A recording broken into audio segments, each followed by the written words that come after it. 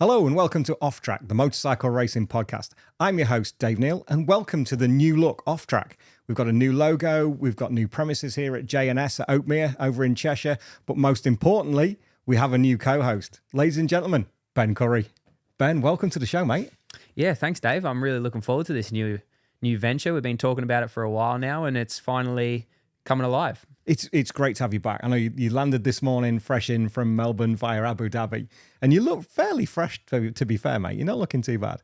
Yeah, not too bad at the moment, but I think obviously arriving 6 a.m. in the morning, I think come 3 o'clock this afternoon, I'll be nodding off a little bit. But no, I feel pretty good, pretty energized right now, a couple of coffees deep, and yeah, just looking forward to having a chat and getting things rolling. The good thing is we've got so many plans that we've spoken about over the winter while you've been away in Oz, back with the family for the first time in like 4 years. Yeah, it's crazy. It's been a long time. 3 years, I think, the COVID saga or whatever. But yeah, it's been crazy. I tell you, it was tough to leave this time around, especially after doing a few Christmases here in the winter and stuff like that. It was definitely hard work because the sun was shining and everything was great. But anyway, I'm back here with you. It's all good. It's all good, mate. It's great to have you back. And we've been chatting away about this and the plans that we have for the listeners, for you guys that are listening and watching as we're on YouTube now. We've put a great team of people together. You and I, the Raggett production with Paynton, and we've got Matt Dunn, who's worked on MotoGP social media, looking after the strategy, that side.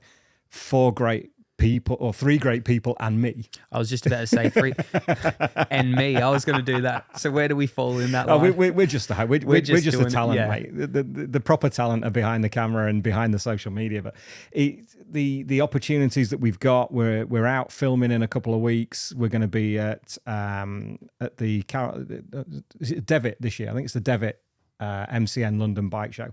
Need to have a look at that and make sure that's right. It has been Carol Nash for years. I think it's Devitt now.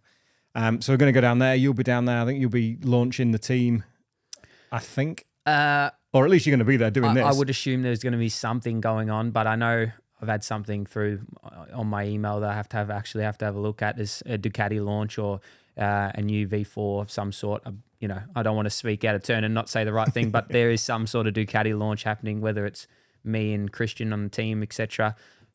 is yet to be known, but we will be there for sure, and hopefully having some cool chats as well. Tell me about the new ride. Tell the listeners and the viewers about the new ride, because we spoke at Cadwell Park last, didn't we? And it was a difficult time for you. It was an emotional one. It was an emotional one, that one. That was deep. That was deep. And again, thank you for trusting me with that, mate. It was a privilege to talk to you about that, but now we're on to better things. Tell us about 2023. Yeah, I mean, the person I was then to now is just completely different. I've had a full winter or summer training under my belt, a couple of months. I've put on 5-6 kilos. I just feel brand new compared to where I was at that point. I was very low at that point. My fitness and everything was really low. The results were obviously not coming, but now I'm rejuvenated. I've got an awesome team behind me with the Moto Rapido Ducati team. I've got a new lease of life, and I'm just so excited. Everything's coming together at the right time. I feel strong and fit. My mental health is in a really good position. So, look, nothing's stopping me right now. I feel great, but obviously we've got to get to round 1 first, and we're not there yet, so I don't want to count my lucky chickens. No, we don't want to be doing that. I mean, it's going to be great to see you out on the new Ducati as well, and how the rules are changing in British Supersport as well to allow the Ducati to be ridden. And with the Oxford Products Racing team behind you with Wilf and Ian and the support that you're going to get from them, I'm so excited to see that class and what you can do in it.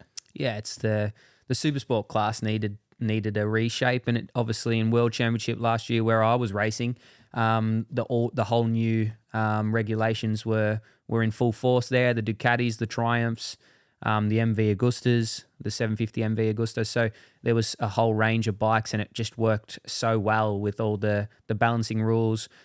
Scott Smart did a fantastic job with all that sort of stuff, and now that's been implemented in the BSB, and it needed to happen. We need some more manufacturers, and honestly, I'm so excited because that Ducati looks unbelievable. I believe you've ridden one on a test day. I've ridden a road going version. Yeah. What do you think? Yeah, amazing. It's hard to tell, obviously, in road version, but we get to ride road bikes every now and then, and obviously I've ridden the ZX6 in road form, the ZX10, the R1, the Honda Fireblade on the Haslam Race School when I was doing that. So I've rode a few road going version motorcycles that obviously get turned into R Sports race bikes. And yeah, first impressions were it was an amazing bit of kit, and knowing what they're able to do to the bike to turn it into the full Supersport spec bike is only making me more excited, because I know there's so much more to come with that bike, and obviously a year of development under its belt in World Championship, seeing how strong it came on at the end of the season, it can only mean good things for sure. And having someone as experienced as Christian Idden as your teammate as well, and you've got plenty of experience as well, don't get me wrong, but Christian's just had that little bit more experience within the team as well, within British Superbike. Looking forward to 24, is there an option for 24? Do we know? Look, right now, I'm not really bothered about 2024 because, as you know, how quickly this game can change. Last year, I was, signed up for World Championship. I'm going to be World Champion at the end of the year, and I'm going to be in World Superbike the following year, and I'm going to be on $1 million the year after that. You can map out everything you want, but it can just change at a click of a finger. So right now, I'm just full focused on that British Supersport title with the team. Putting all my energy into that, and whatever will happen after that. Christian's going to be a fantastic teammate, got a lot of respect for the guy, and he's obviously going to be a phenomenal racer this year on that bike, and he's going to be fighting for that championship. So if we can both respectively be fighting for our championships for the team, I think that will be incredible for the team and Oxford Products and everyone involved in that. And if we can give them what they deserve, then who knows what happens for the future. But right now it's a year at a time, and I think if it all goes well, I would assume me and the team would be looking to continue. So that's how I want to do it. That's how I've always done it. I've always tried to make good, long relationships with my teams like I have in the past. And hopefully this is the same. As it turns out, the team are going to have 2 podcast co-hosts because Christian is working with the guys at Chasing the Racing. Is that? Yeah, it's a thing. Oh, is that a thing? Yeah. Oh, wow, that's amazing. So we're both going to be absolutely on podcasts. Yeah. That's pretty cool. Maybe we can do some sort of some crossover would be great. It would. They have Joe Ackroyd, Josh Corner, and all right, okay, and Christian as rolling co-hosts. That's awesome. Whereas our lucky listeners, they get us. Yeah. Just us.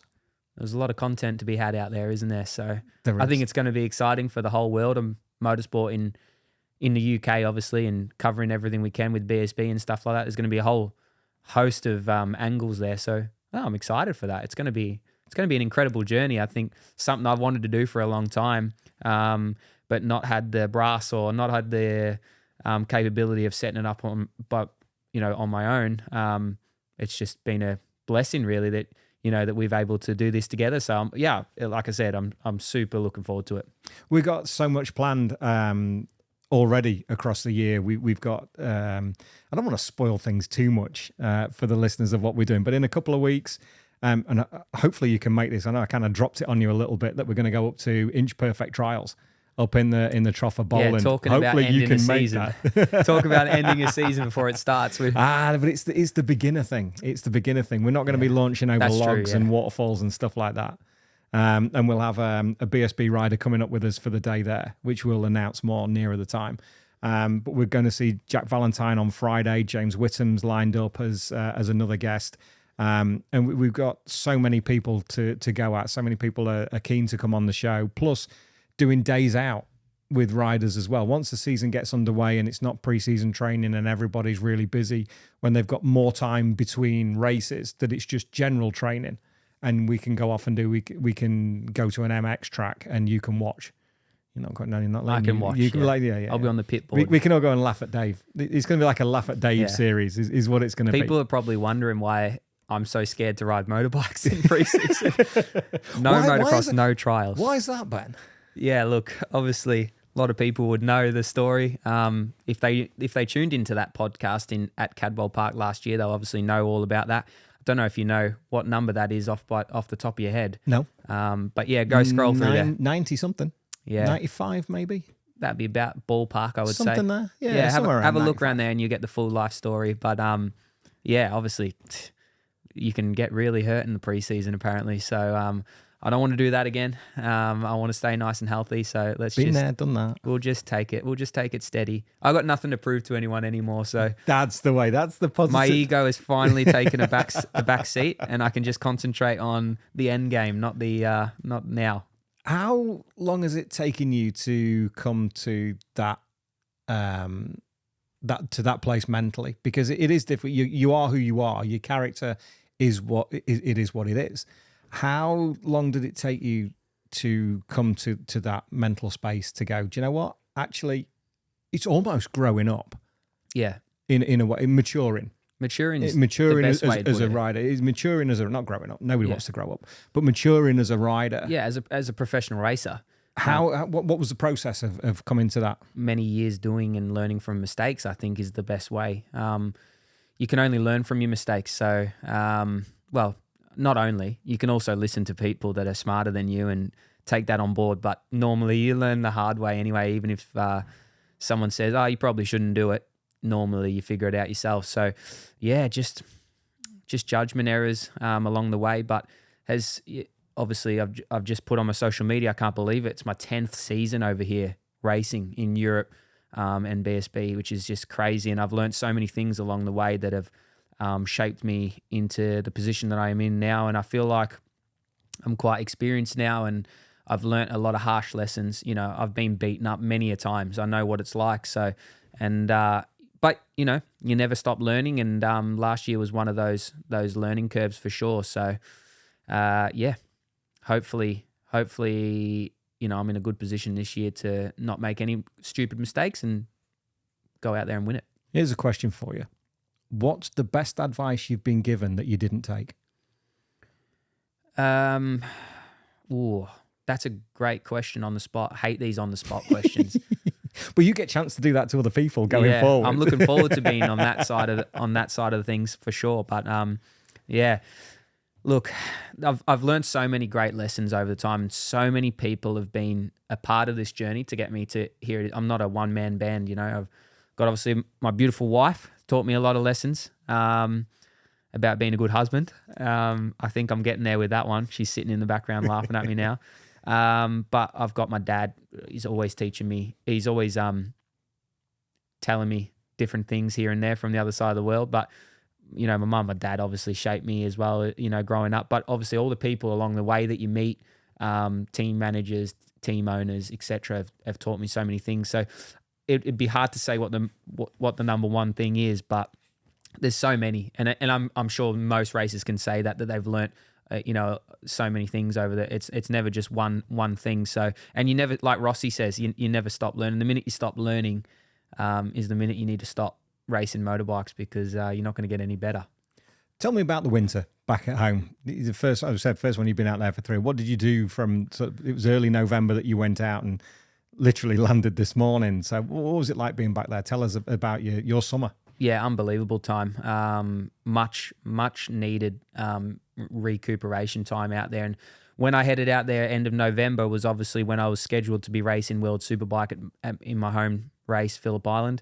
Unfortunately, that didn't happen for a number of reasons. I'm not sure if that has been in the last podcast or not, but since then, obviously, parted way with the team early, which is something I've never done over my race career. But yeah, it needed to happen. Unfortunately, that happened, so I didn't get to race that, but went out there for it nonetheless. Had a lot of friends and supporters and stuff out there ready to watch me race. So spend some time with them, and then sort of, you know, got the partying out of the way, the enjoying my time off phase, the wedding, etc., etc. And went, right, cut off time now, no stupid shenanigans, and just buried myself into the training and eating healthy and getting everything ready for this season, because it was just a full rebuild of myself. I was so unhealthy. I was so not strong with my back. I couldn't train. So I've had 2 solid months of proper training regime every day. And like I said, I'm just a completely different person now. I'm brand new. So it's been awesome to be able to do that. And honestly, that's probably the main thing that I've done over the last 2 months, is really, really basic, to and from the gym, enjoying my time with my family and friends. And that's about it. Wonderful. One thing I saw on the social media was, did you have a Huntsman Spider in your car? or there was a spider in a car.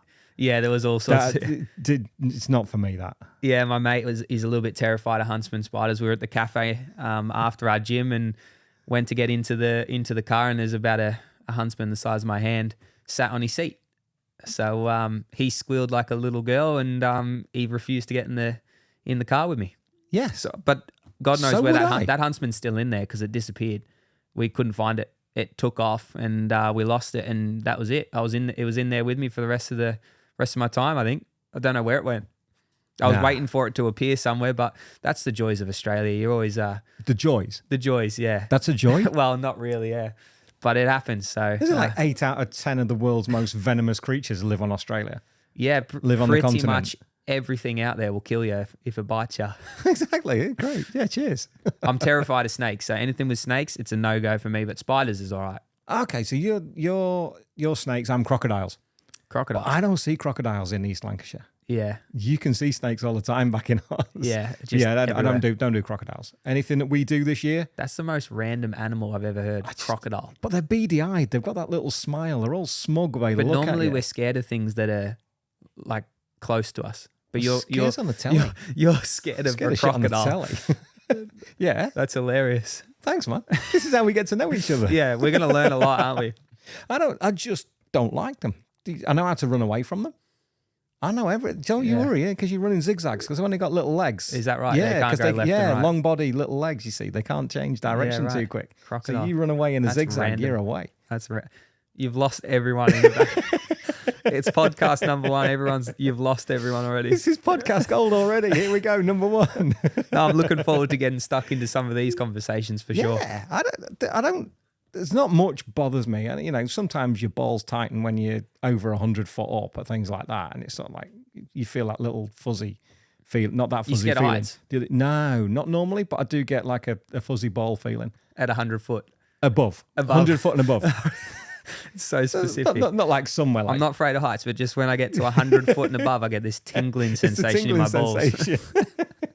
It's either that or some people like 2 pair of socks is high enough for them. You know what I mean? I'm not quite that level. Right, okay. This is the way. What are you looking forward to with the podcast, mate? What are you going to do? What are you going to bring to the show? I'm looking forward to talking to some interesting people and just finding a little bit more out. Obviously I'm a big fan of podcasts. Been watching podcasts for many, many years now, probably 10 years, really diving into the podcast scene. And I've always wanted to do it. It's something...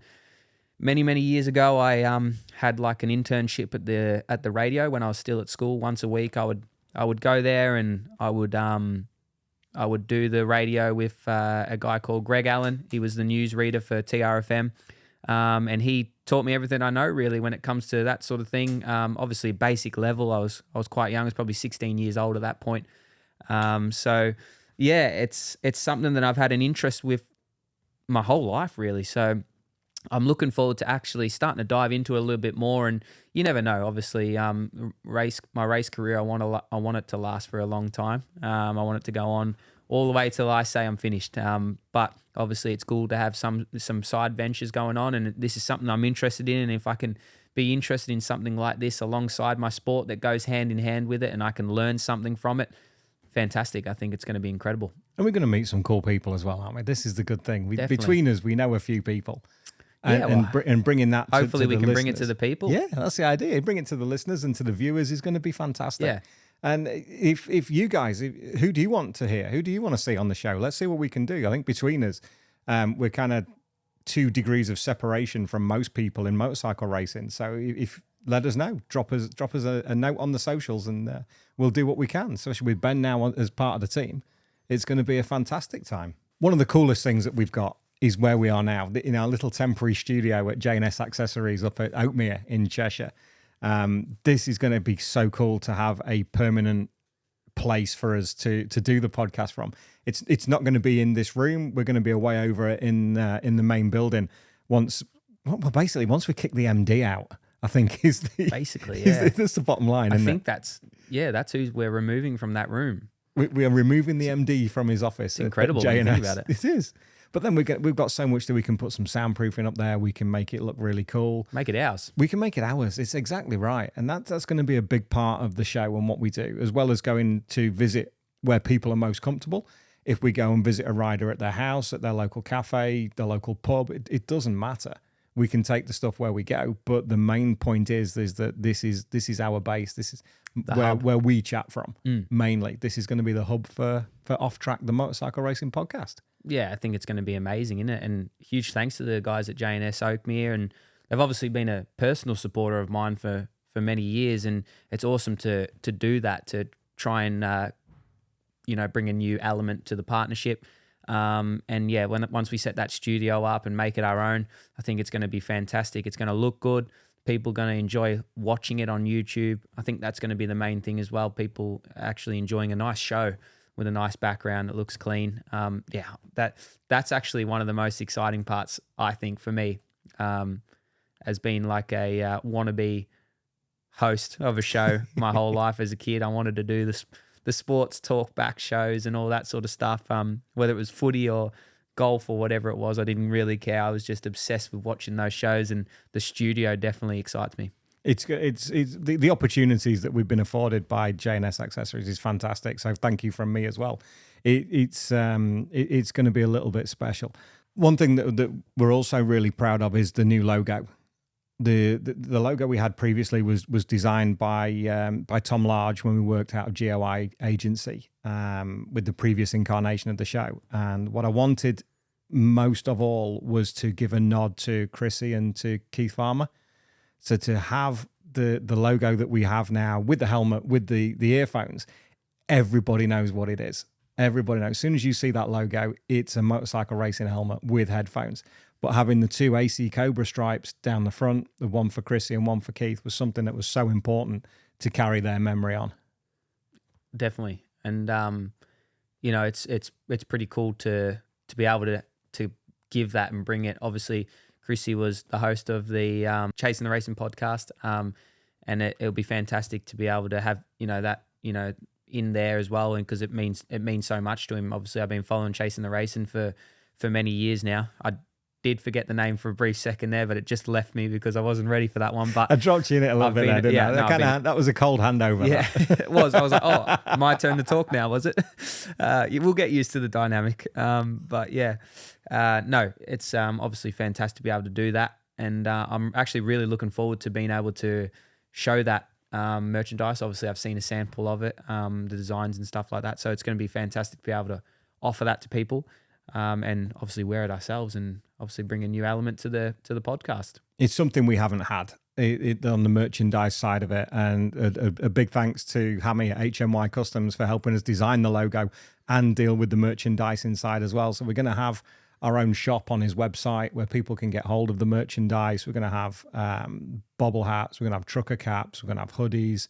As a start, ladies' tees as well, because sometimes people don't get catered for the ladies' cut on a t-shirt, and I think it's important that that they get the chance as well for the ladies and for the gentlemen's wear. So looking forward to seeing that when it comes out as well, and it just adds another dynamic to the podcast as well, doesn't it? I think it just helps as well, bringing the best content that we can for people, and the more funding that we can get in the door, the more the better we can make the show and give more. So I think like every podcast, every successful podcast, it's off the back of the people supporting the channel and watching it, subscribing, all that sort of stuff, and buying merchandise. I think it's super important. And look, I think I'm so excited to drop that and obviously get stuck into our guests and stuff like that. I think we can have an awesome time with this show. We're only as good as our listeners. Exactly. And obviously you've done the 109 episodes? 109, yeah. 109, something like that, yeah. Yeah, only 109. Just holding the fort. How many years is that over, by the way? 2. 2 years, 109 episodes. This would have been the start of the third year. It was kind of summertime, I think, 2020 that we did it. Yeah, I thought it was pretty recent, but it feels like I've been doing them since 2013. That's what it is. Yeah, because I thought obviously the Off Track podcast has been around the last couple of years, and that's since I've known it. But I feel like I've just known you doing podcasts forever and a day. So. Because we did Motopod before that. So right. I joined Motopod September 2013 and finished there 2018 maybe, I think, 2019, the last show, with some great co-hosts, some great guys working on that show. I'm not going to name them because I know I'll forget somebody. You know, when you're rattling through and you go like, and then you'll get a message later on, oh, thanks for the mention. Thanks for that, buddy. Not. Yeah. So all That's the what guys, I got to get better at. you're just remembering things. So we did some great shows there over the year, like 150 episodes, I think, of Motorpod, mainly with Harry Lloyd, who's now head of communications at HRC. So we did so many shows with Harry, mainly on BSB, and then holding this one on my own, not really having a co-host. I've missed that side of it. I've missed being able to just chat about racing. I love doing the interviews. I love getting to know the riders and the team managers and the people that come on, whether it be Stuart Higgs, whoever, to come on and get to know them is brilliant. But also to just sit back and do a pub chat. Yeah. I've missed that. It just brings another dynamic to it, I think. Yeah. And having somebody who knows about motorcycle racing as well, because at the end of the day, I know people. I wouldn't go too far, say. But I don't know what it's like for you guys to do what you do, and I never will. So there are elements to questions for guests that you can go, yeah, but if you're doing that, then how are you doing this, and how do you approach that corner, and you know, certain. That's what the dynamics. I'm really excited for that because I've never actually been on this side of the camera before. It's always me getting interviewed if there's an interview going on with me in it. It's normally me getting interviewed, whether it's post-race or at a show or a pre-season chat or something like that. So it's going to be exciting to be able to ask the questions a little bit and also get involved with I think the number one thing that I've got to try and learn is obviously the flow of the conversation because I'm on the other side and not talk too much. Why? That's your job. Yeah, I know, but I can, I've got to let the people talk. I don't want to talk for them. I struggle with that sometimes, and I did it with you at Cadwell. And I've got a habit, and some of the listeners will know this, and I'm working to try and not to do it, is almost answering the question for you before I've asked it. And sometimes I also have the bit of one of the flaws that I have is mansplaining. Okay. I tend to mansplain. I've never heard that. I tend to mansplain questions like a bloke. Just instead of everything. if you get it from a lady, it'll be like, what about this? And you go, oh, okay. But I'll be like, what about this? Do you really need to do that? And then I'll start going into the question for 45 seconds when you've already asked 3 more questions. And you're like, okay, well, what about the first question? Yeah. So I'm working hard not to do that, and also not to talk over guests as well. Because over the years, we're almost going into a therapy session now. Over the years, this is actually how I picture our podcast: therapy. It's therapy. It's therapy. Because I've never been until now a professional at what I do. It's always been a hobby, so I've never felt I've had the right to be there. So I've struggled with imposter syndrome a lot, especially where the podcast is concerned, and a little bit last year with OMG Racing Yamaha. But I dropped into that role. That was fine. I earned the right to be there. But still with the podcast and chatting to riders, I sometimes still feel a little bit of an imposter. It's like, why are you sat here talking to me? Why aren't you off doing something different? So I didn't have enough belief in myself. Now I do, because this is my job. This is what we're doing as a full-time thing. We're bringing the best content, the best chats with the best people for our listeners and for our viewers. And that makes me feel so much better than rather than doing it as a hobby where you think, excuse me, would you mind having a chat? And do you mind that kind of thing? Now it's just like, this is what we've got. Look at the setup that we've got. Look at the equipment that we've got. And look at the co-host. You know, this is where we are. This is what we're doing. We haven't arrived. This is just day one, step one. Not a chance of we're not there, but this is definitely the beginning of the journey of getting there. This is the foundation of what we want to build, what we've spoke about for the last.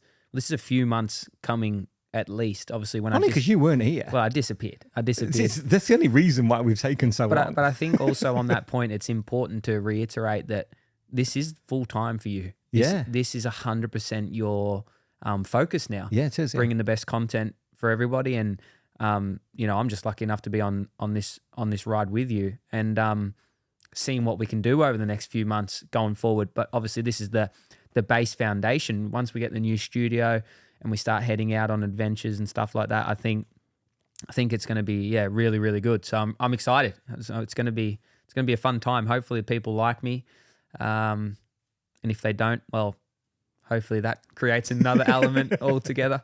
I know it's something. One thing about British people is that being Australian, you only need to say one thing wrong, and they're going to be against you.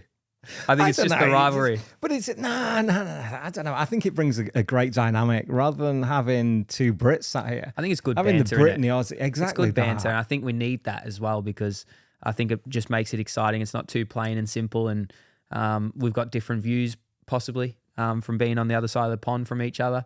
I'm Australian, you're British, and I think that's going to be a fun dynamic. No religion, no politics, just motorcycle racing.